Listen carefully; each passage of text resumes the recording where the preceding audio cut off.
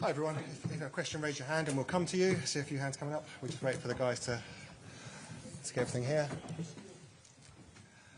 Mikel, how proud are you of your team tonight? Obviously very proud. I mean, we had a very complete and a big performance collectively, and you need that in terms of organization, in terms of what we had to do to dominate the game and to create Madrid problems.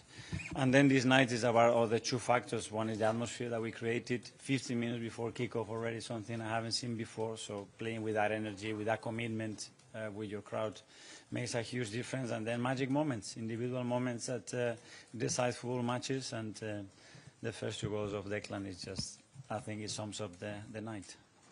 Okay, we'll do a few questions in English and then we'll go to Spanish questions. John Cross from the Mirror in English. Mikel, was Declan always determined to take those free kicks? And tell us about his quality, because I think that the first that he scored from direct free kicks. He's been very determined, because we have talked in the last few months. We haven't scored a direct free kick since September 2021. Burnley away, Martin Odegaard. So it's been a long time. So to score 2 goals in 12 minutes of that magnitude, of that quality from the same player, a player that has never scored a free kick before in his career, I mean, what are the odds? But he's done it tonight, and I'm a big believer. I think the crowd played something with the energy that they put in, and it helped us massively to win the game. Okay, Gareth Cottrell from Sky Sports. Mikel, congratulations. Thank you. Everything you asked for in the build-up to this match, from the fans, from the players, from yourself. I don't know if you have wild dreams, but in your wildest dreams, did you ever think that this could happen? I did. I mean, I was very convinced because I could sense in the preparation that we were really at it, that we had that belief and that trust that we could create Madrid a lot of problems. But then it was the theme of the game, make it happen. Then you have to make it happen. But if you have that mindset and that belief, things can happen. And we delivered today. It's just half time, but we are very happy. Sam from Telegraph. Hi, Mikel. Hi. Are Bukayo and Dec both okay? What were the issues? Yeah, I think Dec had an issue with the foot. I don't know if it was a tackle or what was it. And Bukayo, after he got tackled on the foul, I think he had a knock, and he had to go up. Serious? He doesn't look serious now. Alex from the BBC. Hi, Mikel. Hi. Just a word on Miles Lewis-Skelly, another step on his journey, another excellent performance and assist, and stepping up to the occasion tonight. I mean, collectively, when you play the way we played and have the performance that we had, you need individuals at the highest level. And I think they all took the game to a different level, their individual performance to the standards that are required to beat this incredible team. So very happy. Now it's about consistency. Tom from Football London. Mikel, there's so much talk about you signing a striker, but have you already got him in Mikel Merino?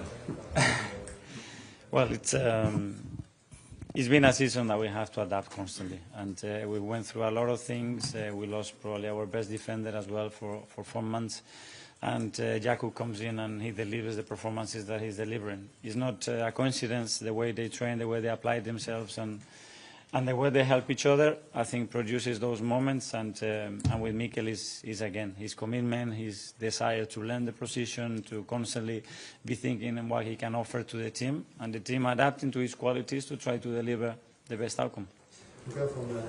Hi, Mikel. There's always a lot of talk about Madrid's aura, and it's going to come up before the second leg.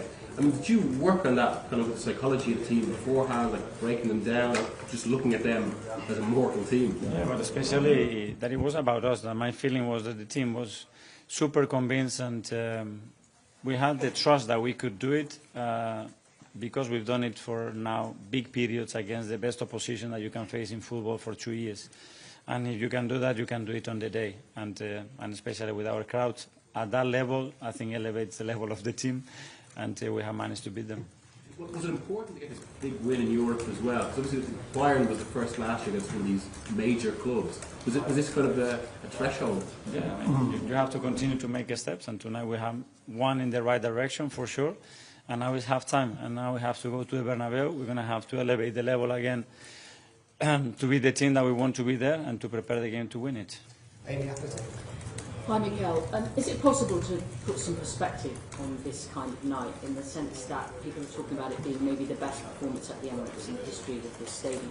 And when you think about when you came into a team that wasn't always in Europe, had to spend some time in the Europa League, get back into the Champions League step by step, Can you feel that perspective of what a result of this significance does to how people feel about how you feel about your team and what they can do? Yeah, I do, because I know how much work and how many decisions a lot of people has made in this football club to live the night that we had tonight. I told them thank you so much for making us enjoy the journey to come here, and thank you for me feeling so convinced that tonight we're going to do it and we're going to make it happen.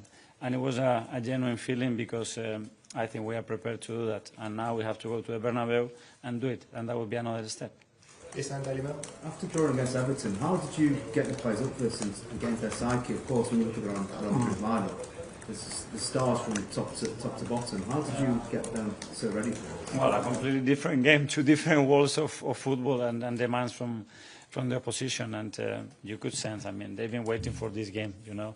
The moment that we got the draw, there isn't a team, that club, that is going to motivate you there for the right reasons, because they changed the history of the competition, and they are the best team by far in the competition. And our challenge opportunity was to, face them and try to beat them. It's obviously just the first leg, but do you feel that you've accomplished something here by putting 3 past Real Madrid? We're going to enjoy the win, because we feel it deserves to do that, but we know it's just half-time, and we're going to have to be even better in Madrid to go through. Okay, last two in English. Firstly, James from CBS. Mikel, you said the word half-time a lot already, and I'm sure you'll be saying it a lot over the next 8 days.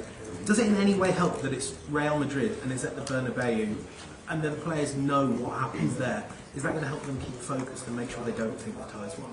Yeah, well, they were talking about it immediately. You know, great, enjoy it, and now let's prepare Saturday very well, and then we'll have the time to prepare the next challenge in Madrid. But they are all very excited. Okay, Phil Pierre. Hi, Mikel. I know you keep saying it's only half-time, but what sort of message does that win send to the rest of Europe? And do you think Arsenal should now be considered as the favourites to win this? No, because we have a tie that we are just, again, in the middle of it, at half-time, however you want to call it, and there is still so much to do yet. Okay, questions from Spanish media. Firstly, time for Marco. Hola Mikel, ayer me comentabas que estos tipos de partidos se suelen resolver en un 33% de estrategia. Hoy han sido los dos primeros. Hemos visto unas imágenes de Nicolás Jover diciendo que hiciera la banana antes de que Declan Rice marcara el primer gol. ¿Estos dos primeros goles los consideras estrategia o simplemente calidad del jugador? Bueno, hay mucho entrenamiento detrás de eso y Declan lleva mucho tiempo entrenándolo, pero la realidad es que llevamos 3 años y medio sin hacer un gol de falta directa y hemos sido capaces de hacer 2 en 12 minutos. Al final, la calidad individual juega un papel gigante, enorme en esta competición y hoy hemos tenido la suerte que nuestros jugadores han sido capaces de sacar 2 momentos y el tercero, que es un golazo, creo, a nivel colectivo, para poder ganar el partido. Hola Mikel, muy buenas. Antonio Romero en directo para el larguero de la cadena SER. Hoy se ha visto una gran diferencia entre el Arsenal y el Real Madrid hasta tal punto que el resultado ha sido poco para los méritos que ha tenido su equipo. Pero se ha sentado ahí Carlo Ancelotti, después de reconocer el gran partido del Arsenal, ha terminado diciendo en inglés: en el Bernabéu a veces ocurren cosas. ¿Está capacitado el Real Madrid para que dentro de una semana ocurran cosas en el Bernabéu? Bueno, eso es parte de la historia, creo que lo han demostrado y por eso creo que nosotros tenemos muy claro el partido que hemos hecho y los motivos por los cuales lo hemos ganado y hablaremos de lo que tenemos que hacer en el Bernabéu en Madrid para ir a ganar el partido y que pasen muchas de las cosas que han pasado hoy y para eso hay que ir allá y hay que demostrarlo. Mikel, después de 5 años aquí, transformando el club, progresando, ¿cuántas ganas tenías de demostrar que tu Arsenal puede ganar un partido como este? Bueno, creo que hemos ganado muchos partidos, pero es que cuando llevas 20 años sin enfrentarte a este rival, cuando llevas tantos años sin hacer un camino de verdad en esta competición, pues hay que crear tu historia. Y las historias se crean con noches como esta, se crean con un público que está entregado antes del partido y que eleva el nivel colectivo e individual de nuestros jugadores y se acordarán durante mucho tiempo y es un paso, pero obviamente nos quedan muchísimos por dar. Hola Mikel, Rubén Cañizares de ABC. Tú has trabajado un par de años, 3, con Guardiola y seguramente si alguien sabe lo que es vivir un partido en el Bernabéu de Champions en estos últimos años es Guardiola y con su City, sufrir esa remontada, sufrir esa mística. Bueno, no sé si en estos días se te va a ocurrir levantar el teléfono y pedirle consejo a él de qué hacer o qué no hacer en según qué situaciones que puedan ocurrir en el Bernabéu. He aprendido muchísimo de él, de situaciones profesionales, personales, y en los últimos días habíamos hablado porque tenía ganas de hablar con él y creo que él también conmigo porque se alegra enormemente de las cosas buenas que nos pasen y nada, aprender de los mejores y los que han tenido experiencias creo que es una cosa de gente inteligente y yo he tenido mucha suerte de tener gente muy buena al lado que me ha ayudado mucho. Mikel, buenas noches. Felicidades. De todas las cosas que han ocurrido esta noche, ¿de qué te sientes más orgulloso? Creo que de la conexión y de la energía que hemos generado entre el público y el equipo.